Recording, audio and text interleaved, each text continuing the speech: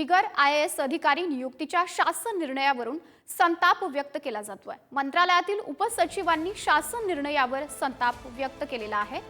जारी केलेला शासन निर्णय बेकायदेशीर असल्याचा आरोप करण्यात आलाय।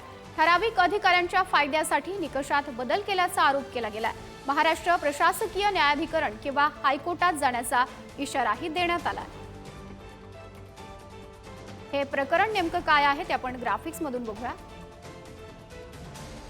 बिगर नागरी राज्यसेवेतील अधिकाऱ्यांसाठी IASच्या 5% जागा राखीव असतात। यामध्ये मंत्रालयातले उपसचिव, सहसचिव हे अधिकारी येतात। IASच्या 3 जागा असून त्यासाठी 280 पात्र अधिकारी असतात। परीक्षा घेऊन 5 अधिकाऱ्यांची यादी केंद्रीय लोकसेवा आयोगाकडे पाठवली जाते। त्यातून IAS अधिकाऱ्यांची निवड होते। यासाठी IBPS मार्फत 100 गुणांची परीक्षा घेतली होती। 60 गुणांची लेखी परीक्षा, गुणसेवा कालावधी आणि गुणगोपनीय अहवालासाठी प्रत्येकी 20 गुण। ज्याची सेवा अधिक त्याला अधिक गुण हा नवा निकष ठरवला। नव्या निकषांचा तरुण उपसचिवांना फटका बसणार।